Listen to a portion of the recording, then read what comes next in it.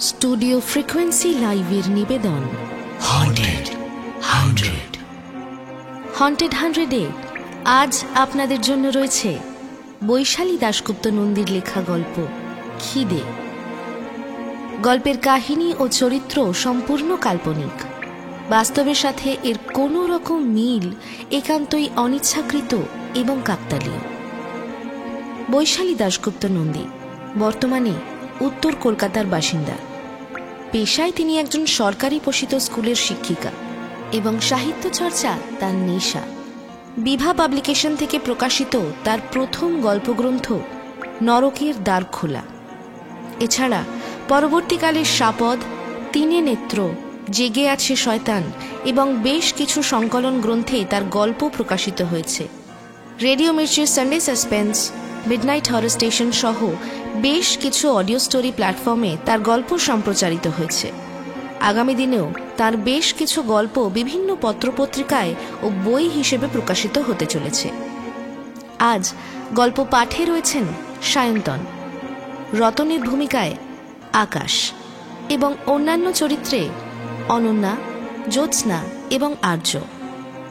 গল্পের সূত্রধার অনন্যা, প্রচ্ছদ অলঙ্করণে অঙ্কিতা পিক্সেলেট, শব্দগ্রহণ অনন্যা, আবহ এবং সম্পাদনায় আর্য, পরিকল্পনা এবং পরিচালনায় অনন্যা।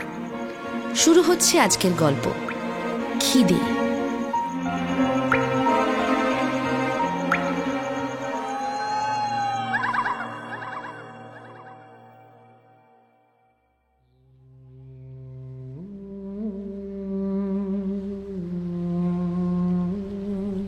ছলাৎ ছল ছলাৎ ছল। শুনতে পাও দাদা বাবু, রাক্ষসী নদীর হাসি। ওর খিদে পেয়েছে, ভীষণ খিদে।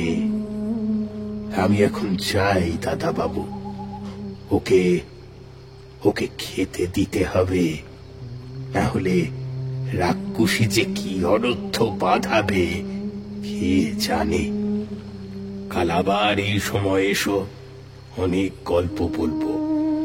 মানুষের গল্প, নদীর গল্প, জলের খিদের গল্প।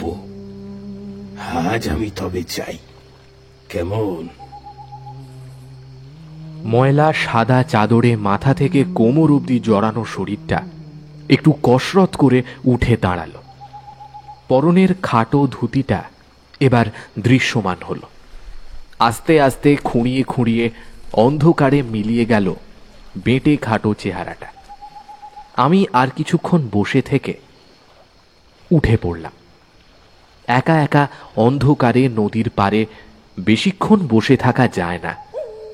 ভূত প্রেতে আমি বিশ্বাস করি না, কিন্তু একটা অযৌক্তিক গা ছমছমে পরিবেশকে আমি ভয় পাই। যে ভয়ের কোনো উত্তর নেই তাকে আমি ভয় পাই।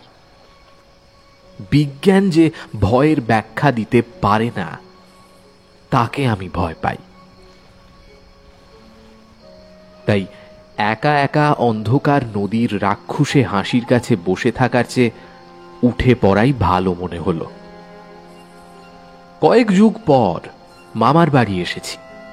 জানি না কেন একটু বড় হওয়ার পর থেকেই মামার বাড়ি আসতে চাইতাম না। হয়তো কলকাতার আরাম সুযোগ সুবিধে এখানে পাবো না জানতাম বলি। আমার কলেজ জীবন থেকেই এখানে আসার কথা হলে মা বাবার বোনই আসতো, আমি সযত্নে এড়িয়ে যেতাম। তারপর তো সবাই একে একে চলে গেল আমাকে ছেড়ে। প্রথমে বোন, তারপর মা, আর কয়েক বছর হলো বাবাও। আমিও এই মধ্য 30 অতিক্রম করেও কোথাও থিতু হতে পারিনি। চাকরির জন্যই নানা রাজ্যে ঘুরে ঘুরে যেইমাত্র কলকাতা আসার সুযোগ পেলাম আর হাতছাড়া করিনি। বয়স বাড়ছে বলেই হয়তো শিকড়ের টানটা খুব বেশি করে উপলব্ধি করি আজকাল। কিন্তু যা ভেবেছিলাম তার হলো কই। আমার সাধের কলকাতা যেমন মরুভূমি হয়ে গেছে তা এতকাল তো বুঝিনি। যেইমাত্র পাকাপাকি থাকতে এলাম কলকাতা আমাকে বুঝিয়ে দিল আমি কতটা একা। কয়েকদিনের মধ্যেই নিঃসঙ্গতা আমাকে গ্রাস করে ফেলল। চাকরি সূত্রে যত জায়গায় থেকেছি সব জায়গার ভাষা থেকে শুরু করে সংস্কৃতি আত্মস্থ করতে বিশেষ সময় লাগেনি। অনাত্মীয় পরভাষাভাষী মানুষের মনের কাছে জায়গা করে নিয়েছি অবলীলায়, তাই কখনো একাকিত্বে ভুগতে হয়নি। অথচ আজ নিজের মাটিতে ফিরে সব কিছুকে কেমন যেন অচেনা লাগছে। প্রতিবেশীদের সঙ্গে মন খুলে মিশতে পারছি না, তারাও আমাকে এড়িয়ে চলে। অথবা এসবই হয়তো মেন্টাল ব্লক। অন্য জায়গায় আমাকে কেউ জাজ করবে না জানতাম, কারণ ওটা আমার সংস্কৃতি নয়, আমার জানার কথাও নয়। আর এখানে বাঙালি হয়েও বাঙালি সংস্কৃতি না জানাটা আমার কাছে লজ্জার কথা। জানি সবই, কিন্তু বহুদিন বাইরে থেকে আত্মবিশ্বাস তলানিতে ঠেকেছে। যাই হোক না কেন, এক রাতে শুয়ে শুয়ে আচমকাই মনে পড়ল মামার বাড়ির কথা। নামখানা লাইনে ট্রেনে চেপে প্রায় ঘন্টা দেড়েকের কিছু বেশি সময় লাগে সাগরদহ পৌঁছতে। তারপর স্টেশন থেকে ভ্যানে বা রিকশায় চড়ে আরও 15-20 মিনিট ভেতরে আমার মামার বাড়ি। একসময় এই বাড়ির রমরমা ছিল দেখার মতো। মায়ের বাবার বাবা, মানে আমার মায়ের দাদু, ব্রিটিশ আমলে ব্রিটেন থেকে পাশ করা ইঞ্জিনিয়ার এনেছিলেন।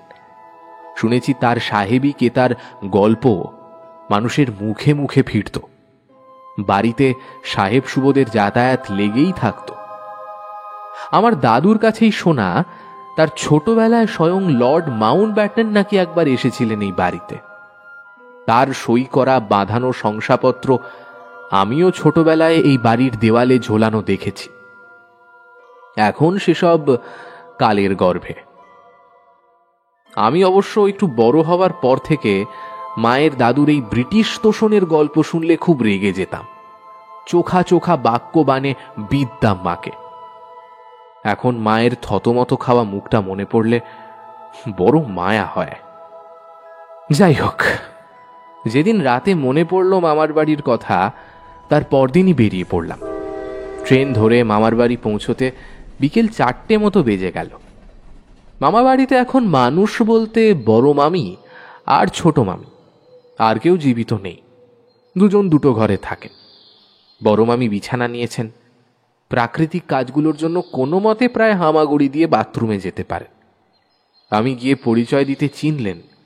মুখে একটা হাসি ফুটে উঠতেও উঠল না। আচমকাই চিৎকার করে উঠলেন, এই এই কি চাই এখানে? হ্যাঁ, সম্পত্তি ভাগ নিতে এসেছো? হ্যাঁ, প্রাণ নিয়ে পালা বেটা। রেবার ছেলে না তুই? হ্যাঁ, তাই ভালো কথা বলছি। রেবা আমার বড় প্রিয় ছিল, মেয়ের মতো ছিল আমার। আমার যখন বিয়ে হয় তখন ও মাত্র 8 বছরের। পায়ে পায়ে ঘুরতো। তাই আমার কথা শোন, যা যা, পালা পালা। আর আর কোনোদিন আসিস না এখানে, আর কোনোদিন আসিস না। আমি সত্যি পালিয়ে বাঁচলাম ওই ঘর থেকে। ছোট মামি কাউকেই চিনতে পারেন না, অথচ মুখে হাসি লেগেই আছে। বড় মামিকে চেনেন না, এদিকে নিজের জন্য দুমুঠো চাল ফোটালে মামির জন্য নিতে ভোলেন না। দুবেলা মুখের সামনে ভাতের থালাও ধরেন। আমি গিয়ে পরিচয় দিলেও চিনতে পারলেন না। কিন্তু 1 কাপ বিস্বাদ চা বানিয়ে কাঁপা কাঁপা হাতে আমাকে দিতে ভুল হয়নি। মানুষটার সঙ্গে কথা বলে বুঝলাম গল্প করতে খুব ভালোবাসে, কিন্তু কথা বলার লোক পান না। আমাকে পেয়ে খুব খুশি হলেন। আমি থাকবো শুনেই নিজের এক চিলতে বিছানার তেল চিটে চাদর আর বালিশের ঢাকনা পাল্টে কাঁচা চাদর ঢাকনা বিছিয়ে দিলেন। বললেন, আপনি এখানেই শোবেন, আমি মেঝেতে মাদুর পেতে শুয়ে পড়বক্ষণ। আমাকে আপনি বলতে বারতিনেক বারণ করে বুঝলাম লাভ নেই। ছোট মামিকে বলে আমি বেরিয়ে পড়লাম বাড়ি থেকে। এখানে 2-1 দিন থাকতে গেলে নিজের ব্যবস্থা নিজেই করতে হবে। বড় মামার ফ্যামিলি পেনশনের টাকায় এই 2 জীবন মৃতের দিন চলে, কাজেই তাদের ওপর নিজের ভার দেওয়ার কোনো প্রশ্নই ওঠে না। পাশের মুদির দোকানে টাকা দিয়ে চাল, ডাল, তেল, নুন, হলুদ আর যা লাগে পাঠিয়ে দিতে বললাম ওই বাড়িতে। তারপর সেখান থেকেই জেনে নিলাম বাজার কোথায় বসে। মুদি বলল যে বাজার যা বসে তা মূলত সকালেই। রাতের দিকে নদীর ধারে মাঝে মাঝে টাটকা মাছ নিয়ে বসে দু একজন জেলে। আমার মন নেচে উঠল। এই যে গাছে না উঠতেই এক কাঁদি। মাতলার মাছ পেলে রাতে আমি রান্না করব মাছের ঝোল। জানি না দুই বুড়ি কবে শেষবার মাছ খেয়েছে। খাবে তো? ব্রাহ্মণের বিধবা এসব বাজবিচার এখনো ধরে রেখেছে কিনা কে জানে। এখানে সব মানুষগুলোই কেমন যেন অদ্ভুত, কথা বলে কম, অদ্ভুত দৃষ্টিতে চেয়ে থাকে বেশি। মুদির দোকানেও দেখলাম যে দু তিনজন খদ্দের ছিল, সবাই বড় বড় চোখে তাকিয়েছিল আমার দিকে। তাকানো না বলে গেলা বলাই ভালো। একটা ভ্যানে পা ঝুলিয়ে বসে মিনিট 7 গিয়ে পৌঁছে গেলাম নদীর ধারে। এই ভ্যানওয়ালা মামাবাড়ির সামনে থেকে ওঠার সময় আমাকে জিজ্ঞেস করলেন, আপনি এ বাড়ির কে হন? আমি পাত্তা দিলাম না। আবার আমাকে নামিয়ে চলে যেতে যেতেও ফিরে ফিরে তাকাচ্ছিল। যাকে যাক। ফুরফুরে হাওয়া আর মেছো গন্ধ আমার মন ভালো করে দিল।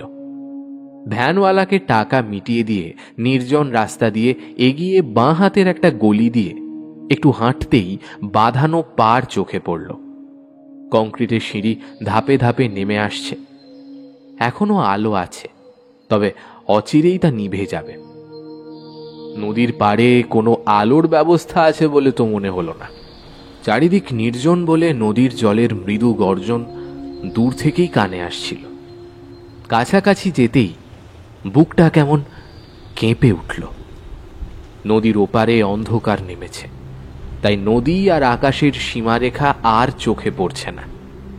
মনে হচ্ছে আকাশ থেকে একটা গভীর মিশকালো ছায়া সারা বিশ্ব ব্রহ্মাণ্ড ব্যাপ্ত করে ধীরে ধীরে এগিয়ে আসছে আমাকে গ্রাস করবে বলে। আশেপাশে কোনো মাছওয়ালা তো দূরে থাক, একটা প্রাণীও দেখছি না। একটা অস্বস্তির ভাব শরীর আনচান করে তুলছে, কিন্তু আমার এখান থেকে ফিরতে ইচ্ছে করছে না। ঠান্ডা হাওয়ায় ভর করে নদীর জলের ছিটে এসে লাগছে চোখে মুখে। বাঁধানো সিঁড়ির ধাপে দুপা নেমে বসে পড়লাম। এখানে নদীর জলের গর্জন অনেক স্পষ্ট। এখন কি জোয়ারের সময়? কি জানি। কালো জলের ছটফটানি দেখে সেটাই অনুমান করলাম। কান পেতে নদীর ছন্দ মেলানো ক্রোধের প্রকাশ শুনছিলাম। ছলাৎ ছল, ছলাৎ ছল। আমার পায়ের একটু দূরেই সিঁড়ির শেষ ধাপে এসে আছড়ে আছড়ে পড়ছে নদীর কালো জল। আকাশে মেঘের আনাগোনা চোখে পড়ছে। সেই কারণেই চাঁদের আলোর দেখা নেই, নাকি কোনো তিথি নক্ষত্রের খেলা, এটা জানি না। অমাবস্যা পূর্ণিমার খবর আর রাখা হয় না বহুদিন। বেশ কিছুক্ষণ বিভোর হয়ে বসেছিলাম ওখানে। ততক্ষণে জল আরও কখন যেন দুধাপ উঠে এসে আমার পায়ের আঙুল ছুঁতে চলেছে খেয়াল করিনি। আচমকা পায়ে একটা হ্যাঁচকা টান পড়তে আমি কিছু বুঝে উঠতে না পেরে উঠে এলাম ঘাটের সিঁড়ির একেবারে ওপরের ধাপে। কিসে টানলো আমার পা ধরে? জোয়ারের জলের সঙ্গে কি কোনো জলজ জন্তু উঠে এসেছিল পাড়ের কাছে? চলেই আসছিলাম, হঠাৎ চোখে পড়ল একটু তফাতে একজন লোক দাঁড়িয়ে আমার দিকে তাকিয়ে আছে। আবছা আলো আধারিতে প্রথমে লোকটাকে দেখে চমকে উঠেছিলাম, তারপর মনে হলো যাই হোক না কেন একটা মানুষ তো দেখতে পেলাম। ভালো করে তাকালাম আগন্তুকের দিকে। বেঁটে খাটো চেহারা, মাথা থেকে কোমর পর্যন্ত ঢাকা একটা ময়লা সাদা চাদরে, পরনে খাটো ধুতি। কাঁচা পাকা গোঁপদাড়ির জঙ্গল আর ঝুলে পড়া পাকা ভুরুর নিচ থেকে দুটো সুতীক্ষ্ণ জলজলে চোখ তাকিয়ে আছে আমার দিকে। মুখের ত্বকে সুদীর্ঘ আয়ুর চিহ্ন বলিরেখা রূপে বিরাজ করছে। আমার ভড়কে যাওয়া মুখ দেখে হয়তো গলার সুর নরম হলো লোকটার। বাড়ি কোথায়? এখানে নতুন সে তো বুঝতেই পারছি, বললাম। শুনে কপাল কুঁচকে বোঝার চেষ্টা করে বলল, ও ওই চক্রবর্তী বাড়ির মেয়ের ঘরের ছেলে তুমি? তা ও বংশ তো প্রায় লুপ্ত, দুই বুড়ি খালি পড়ে আছে। আমি মাথা নাড়লাম। আমি জানি আমার মামার বাড়ির বংশ অভিশপ্ত। 3 মামার কেউ 50 পেরোয়নি।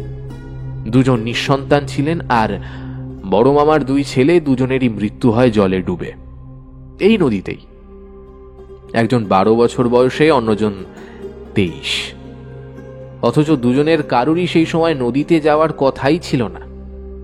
বড়জন তখন ক্লাস 6 স্কুলে গিয়েছিল আর ফেরেনি। সব জায়গায় খোঁজা হয়েছিল। 2-3 দিন পর নদীতে মেলে তার ফুলে ওঠা দেহ। কাঁধে তখনও স্কুল ব্যাগ, বইপত্র হয়তো জলে তলিয়ে গিয়েছিল, কিন্তু ব্যাগের স্ট্র্যাপ ছিল কাঁধের সঙ্গে। পায়ে জুতো মোজা, পরনে ইউনিফর্ম। কেউ বুঝতে পারেনি একজন বালক স্কুল থেকে বাড়িতে না ফিরে কিসের হাতছানিতে পোশাক, জুতো, ব্যাগ সহ নদীতে নেমে পড়েছিল। ছোটজন এর বহুকাল পর ও হোস্টেলে থাকত। ইঞ্জিনিয়ার হয়ে চেন্নাইতে চাকরিতে জয়েন করার আগে দেশের বাড়িতে এসেছিল কয়েকটা দিন কাটাতে। এক রাতে শুতে গেল, তারপর সকাল থেকে আর খোঁজ নেই। তারপর একই রকম কয়েকদিন পর ওকেও পাওয়া গেল নদীতে। যে পোশাকে ঘুমোতে গিয়েছিল সেই পোশাকেই। কেউ জানে না মধ্যরাতে ঘুম ভেঙে নদীতে কেন যেতে হয়েছিল ওকে। বড় মামার এই ছেলেটি আর আমি প্রায় কাছাকাছি বয়সী, তাই মা খুব ভেঙে পড়েছিল ওর মৃত্যুর পর। শুধু তাই না, আমার বোনটাও তো। ঘরে যাও দাদা বাবু, বেড়াতে এসেছ ভালো, কিন্তু খুব বেশি দিন থেকো না। মাতলার এই পাড়টা খুব একটা ভালো নয়। বড় প্রতিহিংসা বেটির। এত বছর হয়ে গেল, আজও প্রতিশোধ নিতে ভোলেনি রাক্ষসী। চিন্তার সুতো ছিঁড়ল লোকটার কথায়। এতদিন পর মামার বাড়ির অভিশাপের কথা মনে পড়ায় আমিও একটু বিচলিত হয়ে পড়লাম। সত্যি তো, কিভাবে ভুলে গেলাম কথাগুলো? যদিও এসব অভিশাপে কোনোদিন বিশ্বাস করিনি, কিন্তু দূর থেকে অবিশ্বাস করা আর সামনে দাঁড়িয়ে বুক চিতিয়ে অবিশ্বাস দেখানো, দুটোর মধ্যে যে আকাশ পাতাল পার্থক্য, তা এই মুহূর্তে হাড়ে হাড়ে টের পাচ্ছি। সেদিন ফিরে এলেও পরদিন আবার গেলাম নদীর পাড়ে। নদীর পার একই রকম নির্জন, জনমনীষীর দেখা নেই। শুধু জলে পা ডুবিয়ে বসে সেই লোকটা যেন আমার অপেক্ষাতেই আছে। আমি তার পেছনে গিয়ে দাঁড়াতেই একবারও পেছনে না ফিরে বলে উঠল, জানো দাদা বাবু, প্রকৃতির অভিশাপ বড় কঠিন। প্রকৃতি অনেক সহ্য করে। সহ্য করতে করতে যখন সীমা ছাড়িয়ে যায় মানুষ, তখন সে আঘাত আনে। আর সেই আঘাত থেকে বাঁচার শক্তি মানুষ আজও জুটিয়ে উঠতে পারেনি। আমি লোকটার পেছনে মন্ত্রমুগ্ধের মতো বসে পড়লাম। আমার বিস্মিত কণ্ঠ থেকে শুধু একটাই শব্দ বেরোল, মানে? লোকটা কয়েক সেকেন্ড চুপ করে থাকলো, তারপর একটা দীর্ঘশ্বাস ছেড়ে বলল, শুনবে? শোনো তাহলে।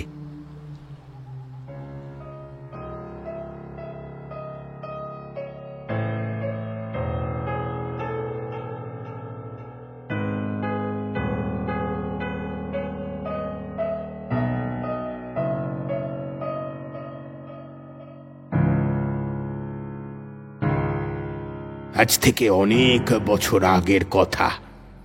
এই গ্রামে বাস করত কয়েক ঘর দুস্থ জেলে পরিবার। মাতলার মাছ ধরে আশপাশের গঞ্জের বাজারে বিক্রি করে যে সামান্য আয় তারা করত, তাতেই তাদের জীবন কোনো রকমে কেটে যেত। অল্প বিস্তর জমি তাদের সবারই ছিল, কিন্তু সেই জমিতে কুঁড়ে ঘর তুলে বাস করা ছাড়া আর কোনো কাজেই আসতো না। তারা চাষবাস জানতো না, আর এই গণ্ড গ্রামে জমির দাম তখন কানাকড়িও ছিল না। তাদের মধ্যেই একজন ছিল কানু। লোকে তাকে কানু বলেই চিনত। পুরো নাম যে কি ছিল তা বোধহয় সে নিজেও ভুলে গিয়েছিল। লোকটা ছিল বড় দিল দরিয়া গোছের, সবাইকে বিশ্বাস করত, তুমুল অভাবেও মুখের হাসি কখনো মিলাতো না। পরিবার বলতে তার ছিল রোগাশোকা একটা বউ আর একটা ছেলে। পেট ভরে খেতে দিতে পারত না সে বউ ছেলেকে, কিন্তু একটা জিনিস সে শিখিয়েছিল ছেলেকে, তা হলো নদীকে প্রাণ দিয়ে ভালোবাসতে। নদী ছিল তাদের মা। এই নদীর জন্যই যে বেঁচে বর্তে আছে তারা, সেটা এক মুহূর্তের জন্যও ভুলতো না। রোজ রাতে নদীতে মাছ ধরতে যেত কানু নিজের ছোট্ট ডিঙি নৌকা নিয়ে। সে একা নয়, রাতে পুরো গ্রাম পুরুষ শূন্য হয়ে যেত। আবার কাক ভরে ফিরত তারা, সেদিনের পুঁজি কিছু মাছ নিয়ে। বড় মাছ ধরার মতো জাল তাদের ছিল না, তাই বেশিরভাগ সময়ই ছোট ছোট চারা মাছই ছিল সম্বল। কানুর ছেলের বয়স যখন 5, হঠাৎ তার বাপের মাথায় ভূত চাপল ছেলেকে পড়াশুনো শেখাবে। কিন্তু সে সময় এখনকার মতো স্কুল তো দূরের কথা, টোল বা পাঠশালাও ছিল না গ্রামে। থাকবেই বা কি করে? মূর্খের গ্রামে কে কাকে পড়াবে? তখন ইংরেজ আমল। এইসব তালুক জমিদারের হাত থেকে খাতায় কলমে সরকারের সম্পত্তি হয়ে গেছে। কিন্তু ইংরেজ সরকারের ভারী দায় পড়েছিল ভারতবর্ষের প্রান্তিক মানুষের লেখাপড়ার ব্যবস্থা করতে। তাহলে উপায় কি? গঞ্জের কিছু গণ্যমান্য লোকের কাছে গিয়ে কানু আবেদন করল, শুধু তার ছেলে নয়, এ গ্রামের পরের প্রজন্ম যেন লেখাপড়া শিখতে পারে, তাদের মতো দুর্ভাগ্য যেন তাদের বয়ে বেড়াতে না হয়। সেটাই ছিল কানুর উদ্দেশ্য। কিন্তু কে কানে নেবে কানুর মতো সামান্য এক জেলের আবেদন? উল্টে অপমানিত হয়ে হাসির খোরাক হয়ে ফিরে আসতে হলো তাকে। উপায় ছিল না ঠিকই, কিন্তু ছেলেকে পড়াশুনো শেখানোর স্বপ্ন দেখা ছাড়তে কানু রাজি ছিল না। দূরের এক গ্রামের একজন মাস্টার নিজের বাড়িতে কয়েকজন ছেলেকে পড়াতো। তার হাতে পায়ে ধরে ছেলেকে তাঁর কাছে রেখে আসে কানু। কেটে গেল কয়েক বছর। কানুর ছেলে রতন যখন বছর 8, তখন একদিন বড় মোটর গাড়ি চেপে গ্রামে এলো একদল সাহেব। সাহেবদের সঙ্গে 2-3 জন দেশি বাবুও ছিলেন। ভিড় করে দেখতে এলো গ্রামের গরিব কুর্ব মানুষগুলো।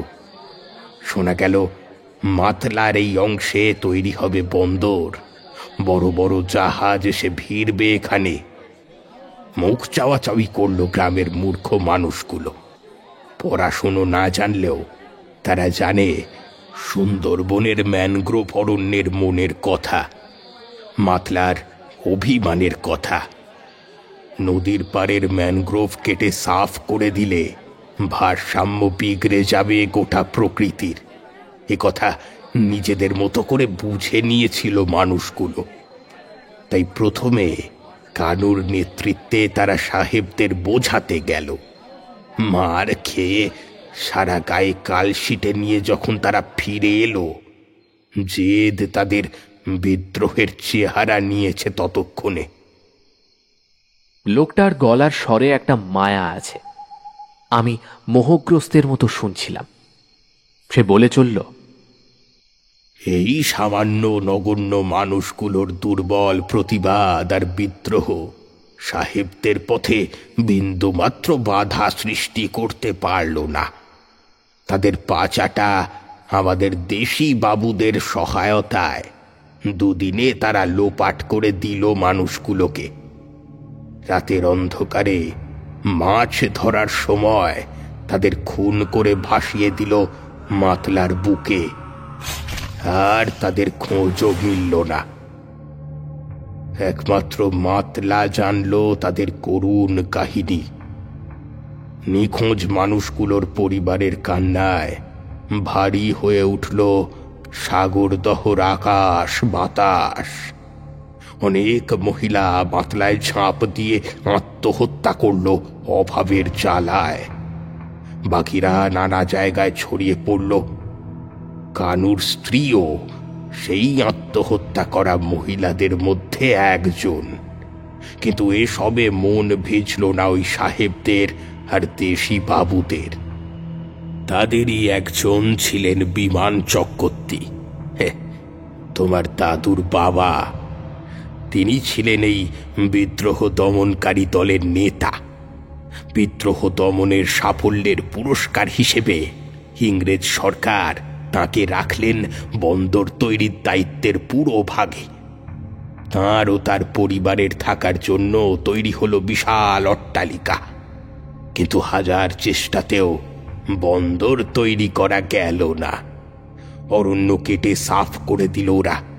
বন্দর নির্মাণ শুরু হলো, কিন্তু কোনো এক অলৌকিক কারণে মারা যেতে শুরু করলো বন্দরের কাজে নিযুক্ত শ্রমিকেরা।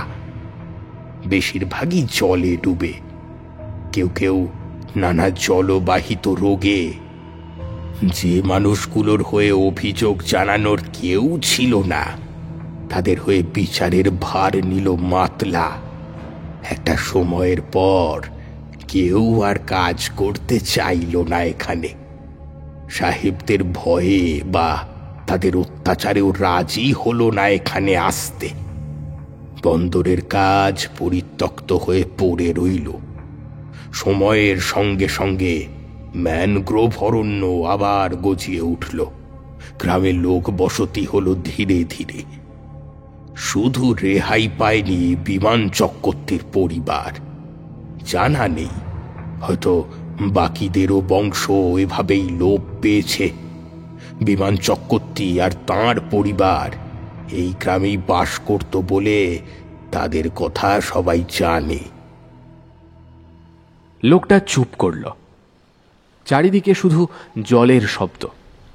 মাতলার কালো জল পাক খেয়ে আছড়ে পড়ছে পাড়ের বাঁধানো সিঁড়িতে। আর ঠিক তখনই ছলাৎ ছল ছলাৎ ছল। শুনতে পাও দাদা বাবু রাক্ষসী নদীর হাসি? ওর খিদে পেয়েছে, ভীষণ খিদে। আমি এখন চাই দাদা বাবু, ওকে ওকে খেতে দিতে হবে, না হলে রাক্ষসী যে কি অনর্থ বাঁধাবে কে জানে। কাল আবার এই সময় এসো, অনেক গল্প বলবো। মানুষের গল্প, নদীর গল্প, জলের খিদের গল্প। আজ আমি তবে চাই, কেমন? বলে উঠে পড়ল লোকটা। আমি খালি বলে উঠলাম, আপনি আপনি কে? উত্তর না দিয়ে অন্ধকারের মধ্যে মিলিয়ে গেল সে।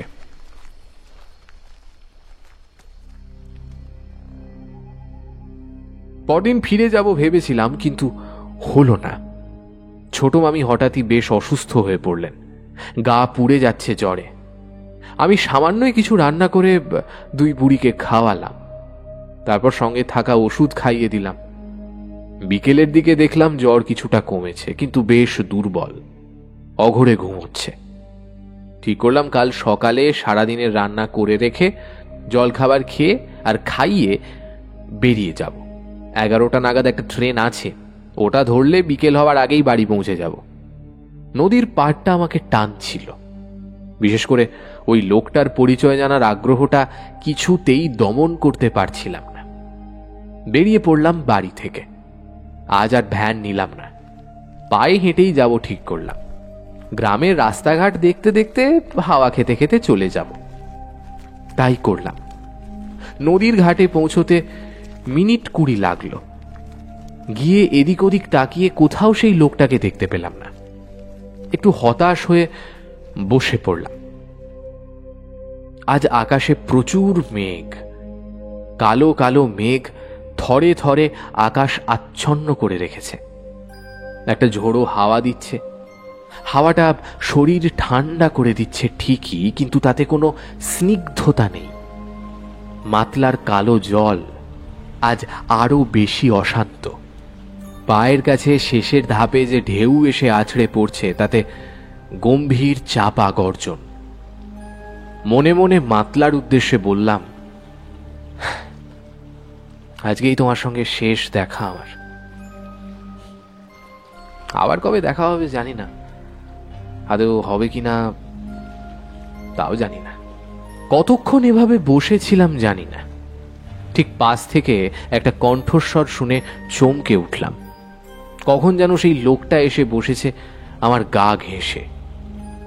খুব আশ্চর্য ব্যাপার, এত কাছে এসে বসলো আমি টেরও পেলাম না। লোকটা বলছে, বুঝলে দাদাবাবু, অনেক বোঝালাম রাক্ষসীকে, এবার সব ভুলে যামা। অনেকদিন তো হলো, আর কেন? কিন্তু সে বেটি কথা কানে নিলে তো।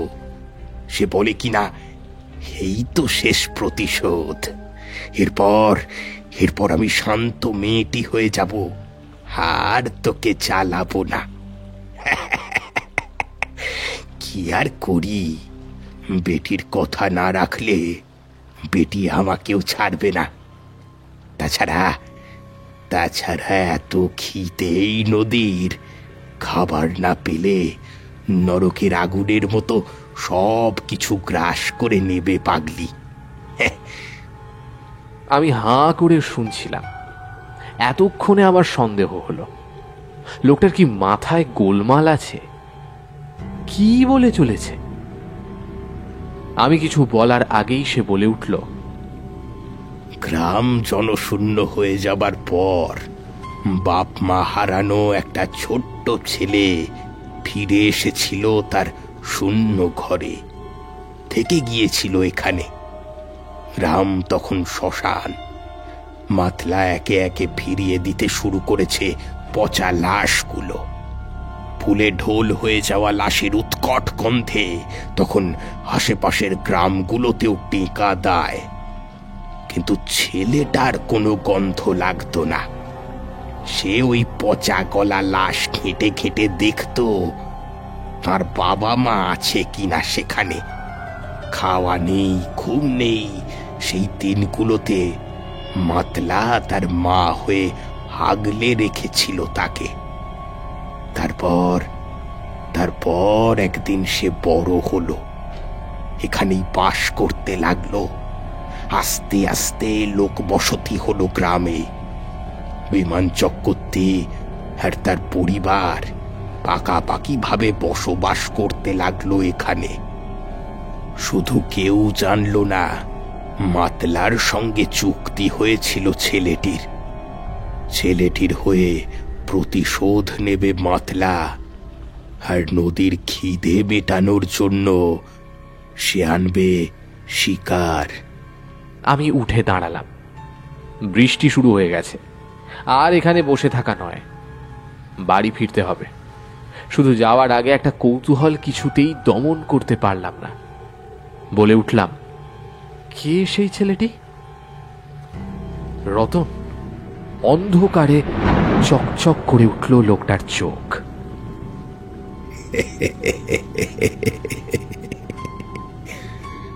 ঠিক ধরেছ দাদা বাবু। রতন, রতন সেই কানুর ছেলে। বাপ মা মারা যাওয়ার পর থেকে সে প্রকৃতি পুত্র। তার মাথার উপর ছাদ হলো আকাশ, মেঝে হলো জমি, আর মা হলো মাতলা। কিন্তু আপনি কি করে জানলেন এসব? এগুলো কি গল্প, লোককথা? না না না না না, গল্প নয়, গল্প নয়, কিচ্ছু গল্প নয়। কোনটা গল্প? তোমার মামার বাড়ির আস্তে আস্তে উজাড় হয়ে যাওয়া। তুমি জানো, তুমি জানো তোমার মামাদের কিভাবে মৃত্যু হয়েছিল? আপাতভাবে সেগুলোকে স্বাভাবিক বলেই মনে হয়েছিল, কিন্তু তারা সবাই মারা গেছে জল সংক্রান্ত দুর্ঘটনায়। তোমার বড় মামা খেয়ে উঠে জল খেতে গিয়ে ফুসফুসে জল ঢুকে গিয়ে মারা যায়। মেজজন মারা যায় প্রচন্ড ঠান্ডায় নিউমোনিয়া হয়ে বুকে জল জমে। আর ছোটজন মারা যায় আন্ত্রিকে, সেটাও জল থেকেই হয়। এগুলো গল্প? হ্যাঁ গল্প। তোমার দাদু মারা গিয়েছিলেন মাছের কাঁটা গলায় বিঁধে ক্যান্সার হয়ে। মাছ জলের প্রাণী। আর বিমান চক্রবর্তী মরেছিল জল বসন্তে। এগুলো গল্প। আচ্ছা, তা তোমার মামার দুই ছেলের নদীতে ডুবে মৃত্যুও কি গল্প নাকি? হ্যাঁ, নাকি তোমার বাড়ির জলের ট্যাঙ্কে ডুবে তোমার বোনের রহস্যময় মৃত্যু? একবারও তোমার মনে হলো না একটা বাচ্চা মেয়ে অত উঁচুতে উঠে জলের ট্যাঙ্কের ঢাকনা খুলে কি করতে যাবে? আর সে উঠবেই বা কি করে? আর আজ যে এত বছর পর তুমি অকারণেই এসে পড়লে এই গ্রামে, এটাও কি শুধু শুধুই? হ্যাঁ, আমার সারা শরীর কাঁপছে। লোকটা এত সব জানলো কি করে? বোনের মৃত্যুটা আমার পরিবারের একটা ট্রমা। কেউ এটা নিয়ে আমরা একটাও কথা বলতাম না নিজেদের মধ্যে। খুব কাছের কিছু লোক ছাড়া বেশি কেউ জানেও না ঘটনাটা। বাকিরা জানে বোনের হার্টে ফুটো ছিল, পোস্টমর্টেম রিপোর্টে জলে ডুবে মৃত্যু বলা আছে, তাই পুলিশও দুর্ঘটনা বলেই মেনে নিয়েছিল। কিন্তু এই লোকটা কি? ওর পরিচয় কিভাবে আমাদের এত কথা জানে ও? তাছাড়া রতনের কথা, যখন ও গ্রামে একা ছিল তখনকার কথা ও কিভাবে জানলো? আমি কঠিন স্বরে বললাম, কে আপনি? খসখসে গলায় হেসে উঠল লোকটা। চিনতে পারলে না দাদা বাবু? হ্যাঁ, আমাকে চিনতে পারলে না? কে আমি? আমি কে? এ গ্রামের অতীত, বর্তমান, ভবিষ্যতের ঠিকাদার আমি। রাক্ষসী মাতলার প্রতিশোধের সঙ্গী আমি। কম দিন তো হলো না আমি আর মাতলা একসঙ্গে রয়েছি। এ বাঁধন কাটার নয় গো। ওই দেখো, দেখো দেখো দেখো দেখো, ওই দেখো পাগলি কেমন আনন্দে মেতে উঠেছে। আজ ওর শেষ প্রতিশোধ। বিমান চক্রবর্তীর শেষ বংশধরকে খেয়ে আজ ও নিজের চুক্তি পূর্ণ করবে। দেখো কাল জল কোথায় উঠেছে, ওই জলের স্তম্ভ আজ তোমায় খাবে গো বাবু, তোমায় খাবে। লোকটার শেষ কথাগুলো নদীর গর্জনে হারিয়ে গেল। তুমুল বেগে বৃষ্টি নেমেছে। দাঁড়িয়ে থাকা লোকটার মাথার উপর দিয়ে আমি দেখতে পাচ্ছি মাতলার ফুলে ওঠা জলস্তম্ভ। হু হু করে হাওয়া বইছে। আমি দাঁড়িয়ে থাকতে পারছি না। হাওয়ার টান আমাকে নেওয়ার চেষ্টা করছে উন্মত্ত মাতলার কোলে। যেন কত দূর থেকে ভেসে আসছে লোকটার গলার স্বর। হায় মা, এগিয়ে আয়, নে নে তোর প্রসাদ নে। আজ আমার ব্রত উদযাপন, আজ আমার মুক্তি।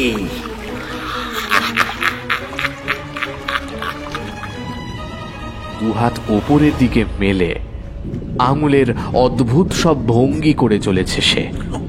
মাতলার মাতাল কালো জলের নিচে হাবুডুবু খেয়ে তলিয়ে যেতে যেতে আমার লুপ্ত হতে চলা চেতনায় শেষবারের মতো ভেসে উঠল একটা নাম, রতন।